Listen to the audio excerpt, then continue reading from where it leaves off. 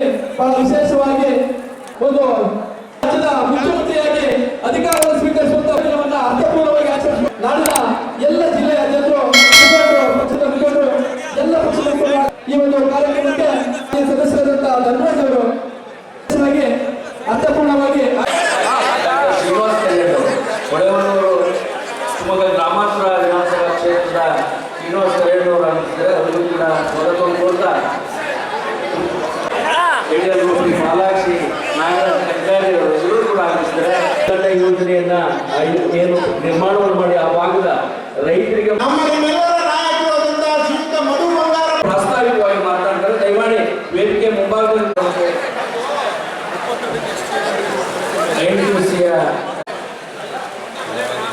ಈ ಒಂದು ಇವತ್ತು ಆ ಕಾರ್ಯಕ್ರಮ ಈ ಕಾರ್ಯಕ್ರಮವನ್ನ ಶ್ರೀಯುತ ಮಧು ಬಂಗಾರಪ್ಪನವರು ಮಾಡಿ ಯಾರು ನಮ್ಮ ಮಕ್ಕಳು ಫೇಲ್ ಆಗಬಾರ್ದು. ಇವತ್ತು ಯಾವುದೇ ಉದ್ಯೋಗಕ್ಕೆ ಹೋದ್ರು ಕನಿಷ್ಠ ಅರ್ಹತೆ ಇಲ್ಲ. ನಮ್ಮ ರಾಜ್ಯದ ಮಕ್ಕಳು ನಾವೆಲ್ಲ ಈ ಬಂಗಾರಪ್ಪನವರು ಮಾಡುವಂತ ಕೆಲಸಗಳನ್ನ ಅವರು ಮಾಡುವಂತ ಕೆಲಸಗಳನ್ನ ಇನ್ನೂ ಹೆಚ್ಚು ರೀತಿಯಲ್ಲಿ ಕೆಲಸಗಳನ್ನ ಮುಂದುವರಿಸಿಕೊಂಡು ಹೋಗ್ತಾ ಇರುವಂತ ಒಬ್ಬ ನಾಯಕ ಧೀಮಂತ ನಾಯಕ ಮಾಡ್ತಾ ಇದ್ದೀವಿ. ಇವತ್ತು ಬೇಕಾದಷ್ಟು ಕಾರ್ಯಕ್ರಮಗಳಿಂದ ಯಾರ್ಯಾರು ಅನುಕೂಲ ಮಾಡ್ಕೊಂಡಿದ್ದಾರೆ. ಇವತ್ತು ಅವರೆಲ್ಲ ಬಹಳಷ್ಟು ಜನ ಅನುಕೂಲ ಮಾಡ್ಕೊಂಡಿದ್ದಾರೆ. ಅವರೆಲ್ಲ ಒಂದು ಇವತ್ತು ನನ್ನ ಅಭಿಮಾನಿಗಳು ಬಂಗಾರಪ್ಪನವರ ಅಭಿಮಾನಿಗಳು ನಿಮಗೆ ತೋರಿಸಿದ್ದಾರೆ. ನಿಮಗೆಲ್ಲ ವಿಮಾನ ಯಾರೆಲ್ಲ ಮಾಡಿಸ್ತೀವಿ ಅಂತೇಳಿ ಮುಂದಿನ ದಿನಗಳಲ್ಲಿ ಆ ಕಾರ್ಯಕ್ರಮ ನಾವು ಜವಾಬ್ದಾರಿ ಸಂದರ್ಭದಲ್ಲಿ ಹೇಳ್ತಾ ಮತ್ತೊಮ್ಮೆ ಹಾಗೂ ಬುದ್ಧಿಮಂತಿಕೆ ಹಾಗೂ ಮಾನ್ಯ ಸಚಿವರಿಗೆ ಶುಭಾಶಯಗಳನ್ನು ಕೋರಲಿಕ್ಕೆ ಮಾನ್ಯ ನಿಮ್ಮ ವಿಭಾಗದ ಸನ್ಮಾನವಿದೆ.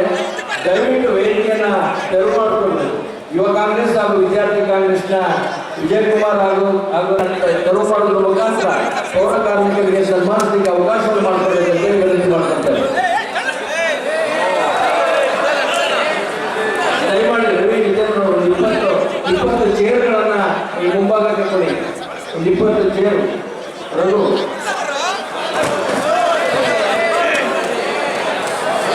ದಯಮಾಡಿ ನೋಡಿ. ಅವೆಲ್ಲ ಚೆನ್ನಾಗಿ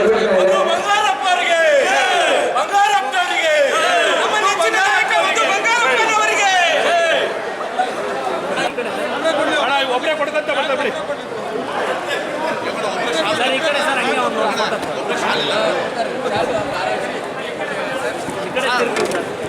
ಅಧ್ಯಕ್ಷರೇ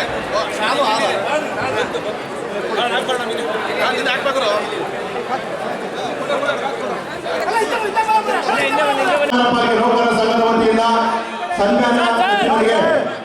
ಸನ್ಮಾನ ಕಾರ್ಯಕ್ರಮ. ಸರ್ ಇಲ್ಲಿ ಅಯ್ಯೋ ಸ್ವಲ್ಪ ಹಿಂದೆ ಬರೋಣ, ಅವ್ರು ಕಾಣಿಸ್ಬೇಕಲ್ಲ.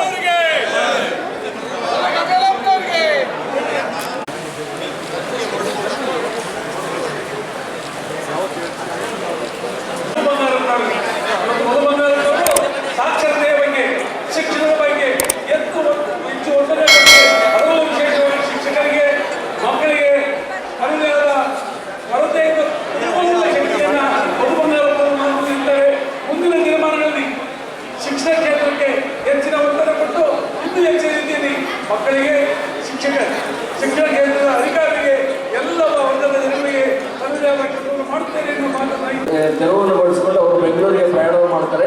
ಈಗ ಮಾನ್ಯ ಜಿಲ್ಲಾಧ್ಯಕ್ಷರಾಗಿರ್ತಕ್ಕಂಥ ಪ್ರಸನ್ನ ಕುಮಾರ್ ಅವರ ಅಧ್ಯಕ್ಷತೆಯಲ್ಲಿ ಅವರ ನೇತೃತ್ವದಲ್ಲಿ ಈಗ ಮುಂದಿನ ದಿನಗಳಲ್ಲಿ ದೇವರು ಇನ್ನೂ ಚೆನ್ನಾಗಿ ಇರಲಿ, ಅವರಿಗೆಲ್ಲ ಸವಲತ್ತುಗಳು ಸಿಗಲಿ, ಅವರ ಆರೋಗ್ಯ ಚೆನ್ನಾಗಿರಲಿ, ಅವರಿಗೆ ಅಧಿಕಾರ ಸಿಕ್ಕು ಜನರ ಪರವಾಗಿ ಕೆಲಸ ಮಾಡುವಂತ ಶ್ರೇಷ್ಠ